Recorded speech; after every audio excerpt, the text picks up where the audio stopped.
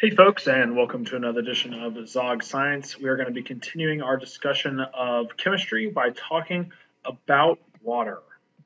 So, water is incredibly important, and we're going to talk about 6 different ways that it is important. We're going to talk about why it's needed for life.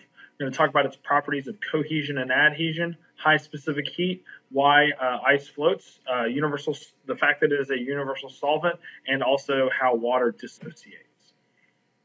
So water is needed for life, and one of the reasons is that cells consist almost exclusively of water, around 70 to 95%, depending on the organism that is involved.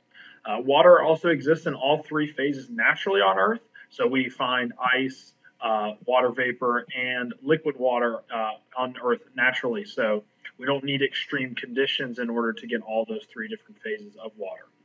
Now, water is also a polar molecule, and we talked about polarity yesterday. We talked about the fact that the reason why it's polar is because the oxygen molecule is more electronegative than the hydrogen molecules. And so what's happening is that it's pulling the electrons over here, building up a partially negative charge. Well, what that polarity does is it ends up that we get these bonds that form between water molecules. And this is one of the main reasons why water has all of its properties, is that it has this ability to attract one another and form these hydrogen bonds. So what happens is that we get a partial positive built up on a hydrogen. We've got a partial negative built up on an oxygen. What we kind of get is like a weak ionic bond, right?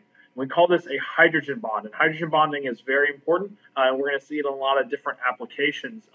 But it's not a true bond. It's not as strong as a true ionic bond or a covalent bond. However, it is strong enough that it does make water stick together.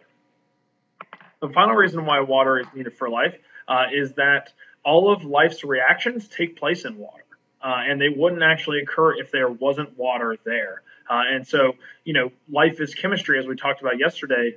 There's lots of chemical reactions that are occurring that help life to occur. So without water, those reactions don't occur. There is no life. The properties of cohesion and adhesion are direct results of the fact that water has these hydrogen bonds that form between the oxygens and the hydrogens. And there's 2 different properties. We have cohesion, which is where water molecules are sticking to each other, and we also have adhesion, where they are sticking to other things. And cohesion and adhesion are very important properties. They're particularly important when we talk about plants. The cohesion and adhesion is what allows plants to draw in water from the roots and then to transport it all the way up to the leaves. We'll talk more about that later in the summer. We also have this idea of surface tension, and that's the idea that the water molecules are sticking closely to one another, and therefore we can actually have things that will sit on top of the water, such as these water striders right here. Now, this is not floating, okay? This is different. Floating is where something is just less dense than water, and so it doesn't sink, whereas these water striders actually are sitting on top of the surface of the water. They're not breaking through the water molecules, and that's because the water molecules are sticking to one another. They're not moving apart. Another important property of water is high specific heat, and this is the idea that water can absorb a lot of energy without its temperature increasing, and again, this has to do with the hydrogen bonds. Specific heat is the amount of energy that it takes to heat up a specific amount of substance by 1 degree Celsius. And water, with the hydrogen bonds that are occurring between the molecules, is able to absorb more energy before those molecules begin to move apart and begin to move faster and faster and faster. And so that, again, it's all about the hydrogen bonds that are formed between them. This leads to changes in climate as well as evaporative cooling. So if you look along the coastal regions of a lot of places, those places will generally have a much cooler temperature as compared to more inland regions. And that's because the ocean water is absorbing a lot of energy, a lot of heat from the sun, and helping to cool that area down. This is what we do when we sweat, right? We put water on the outsides of our bodies, and then the water will absorb a lot of the heat from our bodies. And then as the water molecules get more excited, they get more energy, they eventually leave. And when they leave, they take that energy with them. And then that is what is cooling us down. So high specific heat, another very important property of water. The next one we've got is that fact that ice floats, and this is very important for living organisms that are marine or aquatic organisms, particularly in things like lakes or ponds. And so the fact that ice is able to float on water basically means that they can survive during the winter, right? Because what happens is that the top layer of the water freezes, and if that water were to sink down to the bottom, it would then allow a new fresh set of water to freeze. It would then sink down to the bottom. Eventually, your entire lake would be full of ice.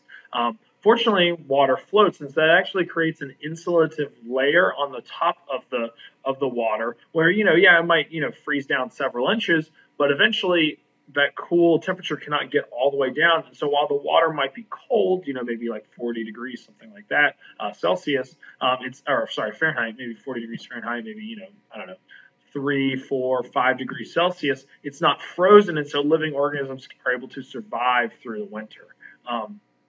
Why is it that water is less dense? Well, the reason why is because, again, those hydrogen bonds help to pull together liquid water. However, when water crystallizes and becomes solid, that actually separates out the molecules further from each other than what they normally are, and therefore it is less dense because now the water molecules are all spread apart. Another really important property of water is that it is a universal solvent, and it is not a universal as in it dissolves everything, right? Because we all know that water and oil don't mix, but it does dissolve many things, okay? And specifically it dissolves other polar or charged substances. And the reason why it is able to do that is, again, because of its nature, right? If I've got a positive end on one end, and then a negative, if I've got a positive end on one side and a negative end on the other, I'm going to be able to surround molecules, right? So let's say this is a negatively charged ion. I can surround that molecule, right, with water, and then it's going to be able to dissolve it and pull it apart and allow it to spread out. And so that is a very important thing, and we call this a hydration shell. So it's basically these water molecules are surrounding each of these molecules, pulling them apart, helping things to dissolve. And again, this kind of goes along with allowing the chemical reactions to occur. The water molecules are dissolving things, allowing them to move apart. A couple of key terms. We've got hydrophobic, which is water hating, and those are non-polar molecules. We also have hydrophilic, which are water loving molecules, and those are all polar molecules. And we'll see those terms come up several times here in the first couple of units of biology. The next property is the fact that water dissociates. So pure water is not actually 100% water. Actually, some of the molecules naturally dissociate into hydronium and hydroxide ions. So what will happen is that you've got your water molecule, it's chilling. All of a sudden, one of these hydrogens will actually pop off of one of the off of one of the oxygens, and it will kind of join onto the other one. And so what we end up with is our hydroxide ion and our hydronium ion.